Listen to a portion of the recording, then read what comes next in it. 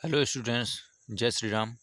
तो देखिए, जैसा कि आपको पता है कि 28 मार्च 2022 को कंप्यूटर साइंस एंड इंजीनियरिंग के इन्वायरमेंटल एंड स्टडीज़ का पेपर है।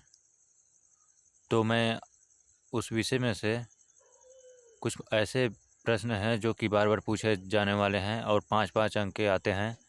तो चलिए उसे मैं आज पढ़ाऊँगा और इस वीडियो में मैं दो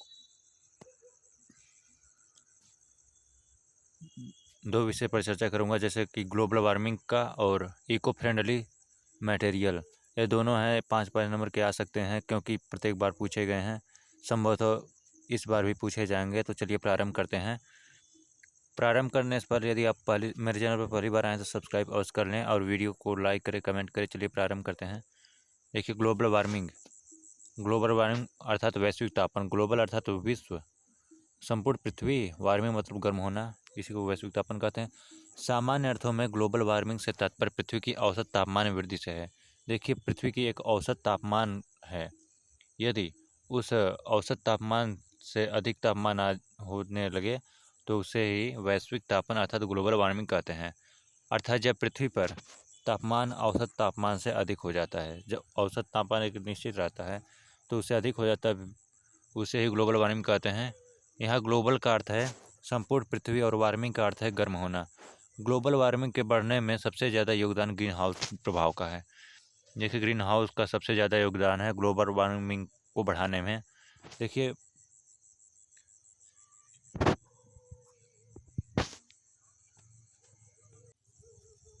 तो देखिए, पृथ्वी की औसत तापमान 14 डिग्री सेल्सियस माना गया है। तो अगला देखते हैं। 1824 में जोसेफ फोरियर ने प्रथम बार ग्रीन हाउस गैसों की संकल्पना रखी। देखिए, यह बहुविकल्पी प्रश्न में भी काम आ सकता है। देखिए, 1824 में जोसेफ फोरियर ने प्रथम बार ग्रीन हाउस गैसों की संकल्पना रखी। चूँकि ग्लोबल वार्मिंग में ग्रीन हाउस इफेक्ट का अत्यधिक योगदान है, तो हम ग्रीन हाउस प्रभाव का वर्णन करेंगे। और इस प्रकार भी आ सकता है, ग्लोबल वार्मिंग आएगा तो ग्रीन हाउस सहित लिखना पड़ेगा। यदि ग्रीन हाउस इफेक्ट केवल आएगा तो केवल ग्रीन हाउस इफेक्ट के बारे में और कारण, निवारण, ये सभी लिखना पड़ेगा। तो देखिए, ग्रीन हाउस इफेक्ट, हरित गृह प्रभाव। ग्रीन हाउस इफेक्ट प्राकृतिक प्रक्रिया है। प्राकृतिक यानी नेचुरल प्रक्रिया है जिसमें ग्रीन हाउस गैस द्वारा इंफ्रारेड विकिरण के अवशोषण से वायुमंडल के तापमान में वृद्धि होती है। इसमें दिया गया है इंफ्रारेड विकिरण के अवशोषण से, यानी कि सूर्य से आने वाले किरणों से के अवशोषण से वायुमंडल का तापमान में वृद्धि होता है। तो देखिए, यह सूर्य है, यह पृथ्वी है, और पृथ्वी और सूर्य के मध्य एक वो होता है, गैसों का परत होता है।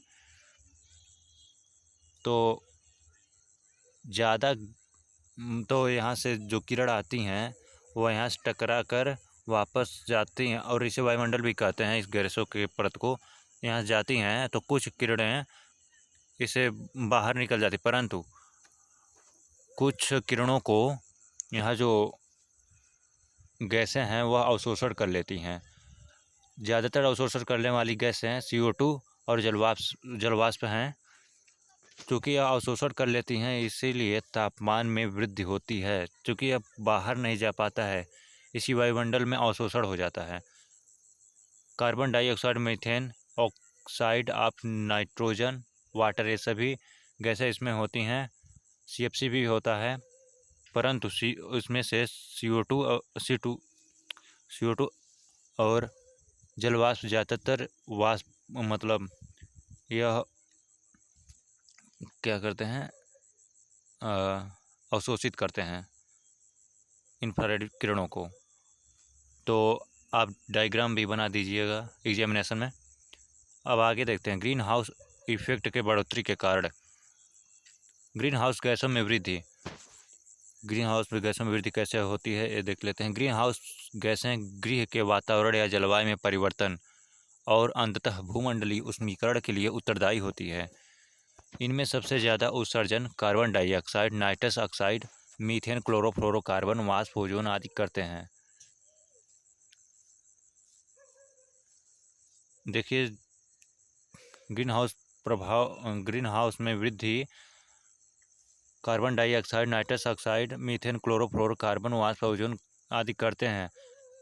और इन सभी गैसों को उत्पन्न करने वाला वही प्रदूषण ही है। कार्बन डाइऑक्साइड का उत्सर्जन पिछले 10 से 15 सालों में 40 गुना बढ़ गया है। दूसरे शब्दों में औद्योगिकीकरण के बाद में इसमें 100 गुना की बढ़ोतरी हुई है। औद्योगिकीकरण यानी कि कंपनी खोलना, जैसे कारखाने वरखाने होते हैं, वहाँ से धुआं निकलता है, यही सब। इन गैसों का उत्सर्जन आम प्रयोग के उपकरणों, वातानुकूलक, फ्रिज, कंप्यूटर, स्कूटर, कार आदि से होता है। कार्बन डाइऑक्साइड के उत्सर्जन का सबसे बड़ा स्रोत पेट्रोलियम ईंधन और परंपरागत चूल्हे हैं। देखिए, कार्बन डाइऑक्साइड ज़्यादातर उत्सर्जित होता है पेट्रोलियम ईंधन और परंपरागत चूल्हे से। पशुपालन से मीथेन का उत्सर्जन होता है। कोयला बिजली घर भी ग्रीन हाउस गैस उत्सर्जन के प्रमुख स्रोत हैं। कोयला बिजली घर जो होता है वह भी ग्रीन हाउस गैस उत्सर्जन के प्रमुख स्रोत हैं।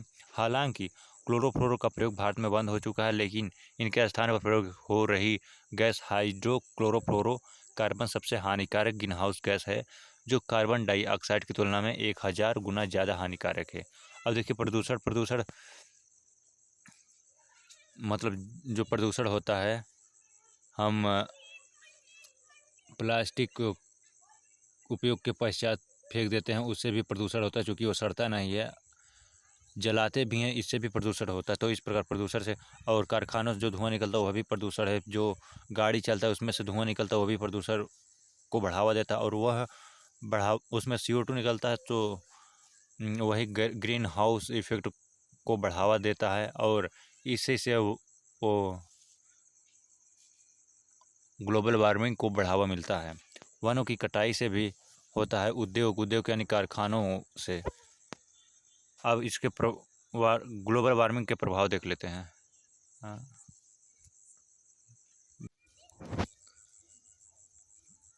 तो ग्लोबल वार्मिंग के प्रभाव इस प्रकार हैं। पहला है, पृथ्वी पर पाए जाने वाले जल का कुछ भाग हिमखंडों के रूप में पाए जाते हैं। ताप वृद्धि के कारण वे पिघलना शुरू हो जाएंगे। मतलब देखिए, जहाँ बर्फ रहता है उस पर यदि ताप मिले तो पिघलने लगता है, अतः समुद्री जल स्तर में वृद्धि होने लगेगी। तो जहाँ गड्ढा होगा, मतलब समुद्र, मान लीजिए वो पहाड़ पर बर्फ है, यदि उसे ताप मिलेगा तो पिघलेगा, और समुद्र में जाएगा तो उसकी जलस्तर में वृद्धि तो होगी ही। अनुमानतः ताप वृद्धि का वर्तमान क्षेत्र यदि इसी तरह रहा तो 21वीं शताब्दी के अंत तक पृथ्वी के तापमान में 5.8 डिग्री सेल्सियस वृद्धि हो सकती है। इसमें ध्रुवों पर जमी बर्फ व हिमनदों के पिघलने से समुद्र का जलस्तर 5 मीटर तक बढ़ सकता है। परिणामतः मालदीव इसे जैसे द्वीप सहित भारत व यूरोप के कई देशों के तटीय क्षेत्र पानी में डूब जाएंगे। दूसरा है, कम वर्षा वाले क्षेत्रों में जलवायु परिवर्तन से वर्षा होने लगेगी। वर्षा चक्र परिवर्तित तथा अनियमित हो जाएगा। बढ़ती गर्मी तथा मानसून की अनिश्चितता से कटिबंधीय क्षेत्रों में पैदावार में कमी आ सकती है। चौथा है, बाढ़, तूफान तथा सूखा की विभीषिका बढ़ेगी। पांचवा, तापवृद्धि के कारण महामारी तथा बीमारियां फैलेंगी। यह ग्लोबल वार्मिंग के सब मतलब क्या प्रभाव पड़ेगा वह इसमें दर्शाया गया है। छठवां है, फसल चक्र तथा वनस्पतियाँ ताप वृद्धि के कारण प्रभावित होंगे। शीतकाल में होने वाली वर्षा की कमी से गेहूं की फसल प्रभावित हुई। फसलों में विभिन्न रोगों का लगना तथा कीटों के कारण आक्रमण में तेजी आ रही है। ग्लोबल वार्मिंग के निवारण, किस प्रकार इसे रोका जा सकता है, यह इसमें प्रदर्शित किया गया है। तो पहला है, अधिकाधिक वृक्षारोपण। मतलब ज़्यादा से ज़्यादा वृक्षारोपण करके भी ग्लोबल वार्मिंग को रोका जा सकता है, क्योंकि उससे पर्यावरण शुद्ध होगा। सौर ऊर्जा तथा बायोगैस का प्रयोग अधिक से अधिक किया जाए, जिससे वायुमंडल में हानिकारक गैसों का उत्सर्जन कम हो। मतलब ऐसे वस्तुओं का हमें प्रयोग करना है जो प्रदूषण कम मात्रा में फैलाती हो, अधिक मात्रा में नहीं। तो मतलब वायुमंडल में हानिकारक गैस ना जाने पाए, ऐसे वस्तुओं का हमें प्रयोग करना है। तीसरा है, CFC गैस के उत्सर्जन पर रोक लगाई जाए। CFC यानी कि क्लोरोफ्लोरो गैस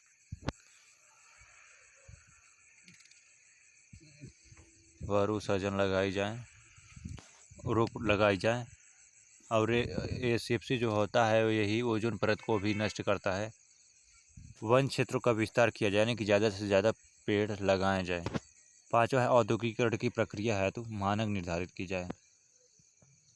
छठवां है लोगों को जागरूक कर उक्त समस्या के प्रति सकारात्मक दृष्टिकोण का विकास किया जाए। मतलब उस लोगों को जागरूक करना है इन समस्याओं के प्रति, जिससे हानिकारक गैसों का उत्सर्जन कम हो। मतलब यदि जागरूक हो जाएंगे तो वह प्रदूषण भी करना कम कर देंगे, इससे हानिकारक गैसों का उत्सर्जन भी कम होगा। सातवां, सरकार द्वारा सख्त नियम बनाया जाए तथा उनका पालन सख्ती से कराया जाए। तो देखिए यह ग्लोबल वार्मिंग था, और उसमें यदि ग्लोबल वार्मिंग आएगा तो ग्रीन हाउस इफेक्ट सहित लिखना होगा। यदि ग्रीन हाउस इफेक्ट केवल आएगा तो उसके बारे में ही लिखना होगा। तो अब आगे आते हैं। वो 5 अंक का था, ये भी 5 अंक का है, और ये सिलेबस में भी दिया है। इको फ्रेंडली मटेरियल, यानी कि पर्यावरण के अनुकूल सामग्री। जो सामग्री पर्यावरण के अनुकूल है उसे ही इसमें करना है, या आप वैसे भी बना कर लिख सकते। मतलब देखिए, पहला है मिट्टी। भारत में हमेशा से निर्माण के रूप में मिट्टी का सबसे अधिक प्रयोग होता रहा है। यह भारतीय संस्कृति का हिस्सा है, जो कि हमारे यहाँ मिट्टी का भी पूजा किया जाता है, धरती माता का। परंपरागत रूप से विभिन्न क्षेत्रों के स्थलाकृति, जलवायु एवं आवश्यकताओं के आधार पर कच्ची मिट्टी के घर बनाए जाते हैं। भारतवर्ष में लगभग गांव में अभी भी 25 से 30% कच्ची मिट्टी के मकान बनाए जाते हैं, जो कि सभी प्रकार से अनुकूल होते हैं। दूसरा है लकड़ी। भारत में लकड़ी का निर्माण सामग्री के रूप में अधिक बल दिया जाता है, जिससे भवनों एवं इमारतों में सुंदरता एवं मजबूती आती है तथा जंगलों से आसानी से प्राप्त की जाती है। लकड़ी का प्रयोग अधिकतर पहाड़ी क्षेत्रों में घर बनाने एवं फर्नीचर आदि के रूप में किया जाता है। प्लास्टिक। आजकल प्लास्टिक का भी प्रयोग फर्नीचर के रूप में होने लगा है तथा मकानों में डेकोरेशन, बिल्डिंग, खिड़की आदि में प्रयोग किया जाता है। फ्रेंडली बिल्डिंग मटेरियल सबसे सस्ता व मजबूत और टिकाऊ एवं वातावरण के अनुसार अनुकूल भी होते हैं। आप इस प्रकार भी समझते। फ्रेंडली मटेरियल मतलब पर्यावरण को फ्रेंड बनाकर उसके साथ मित्रता भी करना, मतलब उनको सम्मान भी प्रदान करना, पर्यावरण का मतलब। तो यही समझ कर आप लिख सकते हैं। मतलब घर में भी छोटे बड़े पौधे जो रखे जा सकते हैं, वैसे ही पर्यावरण के साथ रहना। तो चलिए, यही था 5 अंक का ये दोनों है, और यदि इसे भी ले लिया जाए तो ये भी 5 अंक का ही है, अलग से यदि आएगा तो। चलिए मिलते हैं नेक्स्ट वीडियो में, तब तक के लिए जय श्री राम।